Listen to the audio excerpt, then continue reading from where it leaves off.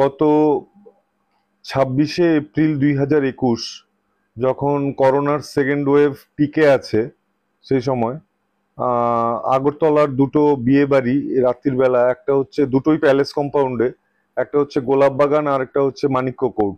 এই দুটো বিয়ে বাড়িতেই বিয়ের অনুষ্ঠান চলছিল রাত্রি 11টার পরেও। আর সেই সময় ওয়েস্ট ত্রিপুরা ডিস্ট্রিক্টের ডিস্ট্রিক্ট ম্যাজিস্ট্রেট ছিলেন ডক্টর শৈলেশ কুমার যাদব।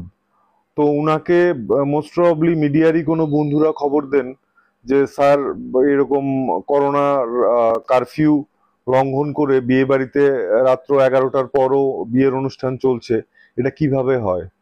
তো এনিওয়ে, তো কোনো কোনো সোর্স থেকে উনি খবরটা পেয়ে উনি বিয়ে বাড়িতে যান এবং মানিক্য কোর্ট প্রথমে ভিজিট করেন উনি। গোলাপবাগান গোলাপবাগান ভিজিট করার পর তারপরে যান মানিক্য কোর্ট। তো উনি প্রথমে যান অ্যাট অ্যারাউন্ড 11টা 11:15 নাগাদ প্রথম যান গোলাপবাগানে। গোলাপবাগানে যাওয়ার পর সেখানে গিয়ে উনি দেখেন বিয়ে বাড়ির মধ্যে আহ হই হল্লা চলছে, সমস্ত কিছু নর্মালি চলছে, ডিজে বাজিয়ে গান চলছে। তো উনি দেখে উনি বলেন যে আমি ডিস্ট্রিক্ট ম্যাজিস্ট্রেট, 144 ধারা লাগু আছে, তো আর ডিজাস্টার ম্যানেজমেন্ট অ্যাক্টও লাগু আছে। আপনারা এইভাবে কারফিউ আওয়ার্স এর বাইরে বা কারফিউ আওয়ার্স এর ভেতরে, সরি, আপনারা বিয়ের অনুষ্ঠানে এই জমায়েত, বেআইনি জমায়েত আপনারা করতে পারেন না, আপনারা চলে যান। তো সেই সময় করোনা নাইট কারফিউ জারি ছিল রাত্রির 10টা থেকে সকাল 5টা পর্যন্ত। তো Shailesh Yadav district disaster management authority হিসেবে, ল এনফোর্সিং এজেন্সি হিসাবে উনি গেছেন, কিন্তু উনার কথা কেউ শোনেনি। তখন উনি বলেছেন যে তাহলে আমি ক্রাউড ডিসপার্স করব। তো অ্যাকর্ডিংলি উনি ওই জমায়েতকে ভেঙে দিতে বলেন, কিন্তু ওরা কেউ শোনেনি। তো ওনার কথা না শোনার পর উনি ওনার পার্সোনাল সিকিউরিটি পিজি ছিল 4জন সঙ্গে, তো ওদেরকে বলেছে যে তোমরা একটা কাজ করো, তোমরা এখানে যারা আছে ওদেরকে বের করে দাও। তো তারপর ওদেরকে বের করে দেওয়া হয়েছিল। তো এরপরে উনি যান, এর 15-20 মিনিট বাদে উনি যান মানিক্য কোর্ট ম্যারেজ হলে। মানিক্য কোর্টে যাওয়ার পর সেখানে গিয়েও দেখেন যে বিয়ে করার জন্য পারমিশন যেটা ডিস্ট্রিক্ট ম্যাজিস্ট্রেটের অফিস থেকে নেওয়া, সেটা হচ্ছে নাইট কারফিউ সময় যেটা বলবৎ ছিল সেই সময়, সেটার ভেতরে সবকিছু করতে হবে। মানে আপনার যদি বিয়ের অনুষ্ঠান সারতেও হয় রাত্রি 10টার ভেতরে, আপনাকে ওটাকে শেষ করে ফেলতে হবে। কিন্তু রাত্রি 11:30 নাগাদ যখন শৈলেশ যাদব ওখানে যান, গিয়ে দেখেন যে নাইট কারফিউ লঙ্ঘন করে তখনও বিয়ের অনুষ্ঠান চলছে। এবং বিয়ের অনুষ্ঠান না, এখানে মাঙ্গলিক অনুষ্ঠানের কথা বলছি না, কারণ আমরা হাইকোর্টকে দেখিয়েছি সেদিন 26/4/2021 বিয়ের লগ্ন ছিল সন্ধে 6টার সময়, এবং একটা ভিডিও ফুটেজ আমরা পেয়েছি যেখানে পাত্র বা পাত্রীর বড় বোন বলছেন যে 6টার সময় বিয়ে হয়ে গেছে।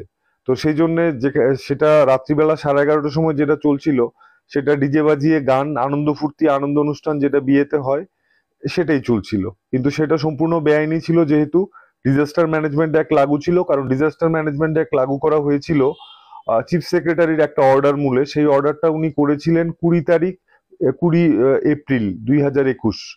তো সেই অর্ডার মূলে শৈলেশ যাদবকে ডিস্ট্রিক্ট ডিজাস্টার ম্যানেজমেন্ট অথরিটি হিসেবে পাওয়ার দেওয়া হয়েছিল, এবং উনি নিজেও ডিস্ট্রিক্ট ম্যাজিস্ট্রেট ছিলেন। 144 ধারা উনি নিজেই এনফোর্স করতে পারবেন, এই আইনি ক্ষমতা উনার ছিল। তো অ্যাকর্ডিংলি উনি ডিসপাস করতে বলেন। আর তারপরে কি হয়, এই বিয়ের অনুষ্ঠানে শৈলেশ যাদবের যাওয়া নিয়ে প্রচুর মিডিয়া অ্যাটেনশন ড্র করে। সারা ভারতবর্ষে এটা নিয়ে একটা আলোড়ন পড়ে, বিভিন্ন লোক বিভিন্ন অ্যাঙ্গেল থেকে এটাকে দেখতে শুরু করে। তো তারপর 3টে মামলা হয় শৈলেশ যাদবের এগেনস্টে। 3টে মামলা ত্রিপুরা হাইকোর্টে হয়। একটা মামলা করেন স্বপন কুমার দেব, যে ওই ওই মানিক্য কোর্ট যে বিয়ে বাড়ি, সে বিয়ে বাড়ির পাত্রীর বাবা। আর একটা একটা করেন সর্বানন্দ ঝা, উনি হচ্ছেন গোলাপবাগান ম্যারেজ হলের পুরোহিত ছিলেন। আর একটা করেন আইনজীবী, এটা হচ্ছিল পাবলিক ইন্টারেস্ট লিটিগেশন, সেটা করেন আইনজীবী ভাস্কর দেববর্মা। তো এই 3টে মামলা একসঙ্গে ট্যাগ করে হাইকোর্টে দীর্ঘ বছর চলে। 2021 থেকে মে মাসের 3 তারিখ করা হয়েছিল মামলাগুলো।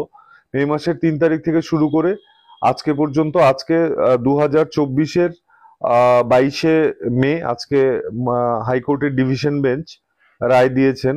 ডিভিশন বেঞ্চে ছিলেন আমাদের চিফ জাস্টিস মহামান্য শ্রী অপরেশ কুমার সিং এবং জাস্টিস শ্রী অরিন্দম লোধ। তো ওরা দুজন জাজমেন্ট দিয়ে শৈলেশ যাদবকে এই 3টে মামলা থেকেই অব্যাহতি দেন। এবং 3টে মামলাই খারিজ করে দেন। কারণ ডিজাস্টার ম্যানেজমেন্ট অ্যাক্টে শৈলেশ যাদবের যেই পাওয়ার ছিল, রাদার আপনারা অনেকেই দেখেছেন মিডিয়ার বন্ধুরা যারা আপনারা সেই সময় নিউজ করতেন যে অনেক জায়গাতে লোকে জমায়েত করতো বা কেউ আড্ডা মারছে রাস্তায় স্ট্রিট কর্নারে দাঁড়িয়ে, পুলিশ তাদেরকে ধরে বেধড়ক লাঠিপেটা করছে বা তাদেরকে লাঠি নিয়ে তাড়া করছে, তো সেই নিয়ে কিন্তু কোনো মামলা হয়নি। তখন কিন্তু মানুষ বুঝে গেছে যে করোনার সময় মজা করার সময় নয়, সেটা একটা এক্সট্রিম পিরিয়ড ছিল। তো সেই জন্য শৈলেশ যাদব যেটা করেছেন সেটা আইন অনুযায়ী করেছেন, সেটা হাইকোর্টও বুঝেছে এবং উনাকে হাইকোর্ট অব্যাহতি দিয়েছেন এবং রিট পিটিশন গুলো খারিজ করেছেন। রায়ের এখনো কপি আমরা হাতে পাইনি, রায়ের পুরো কপি হাতে পেলে তারপর আরো বিস্তারিত বলা যাবে।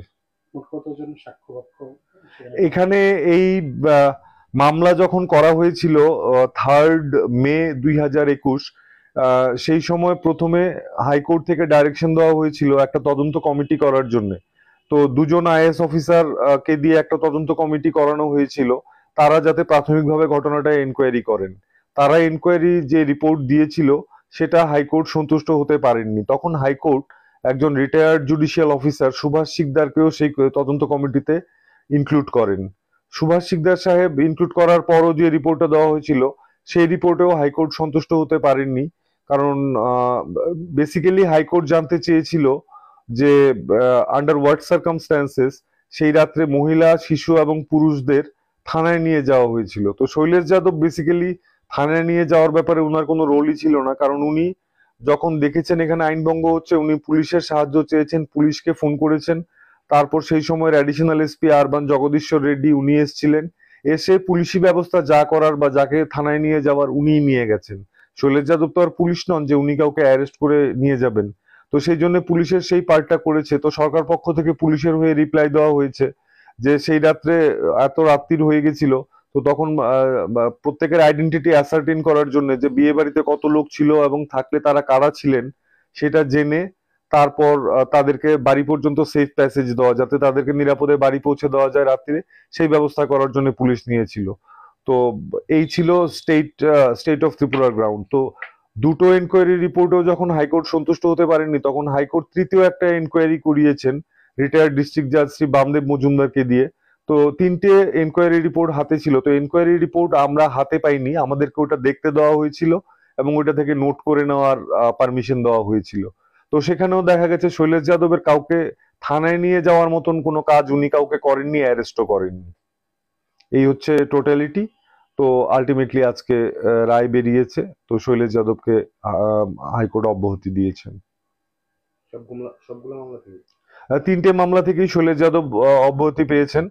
কারণ এরা শৈলেশ যাদবের শাস্তি, মনিটারি কম্পেনসেশন, আরো বিভিন্ন রকমের ক্ষতিপূরণ চেয়ে মামলা করা, এই ক্ষতিপূরণ চাওয়া সবকিছুই ছিল এই রিট পিটিশন গুলোতে। তো হাইকোর্ট এন্টারটেইন করেননি, হাইকোর্ট খারিজ করে দিয়েছেন মামলাগুলো।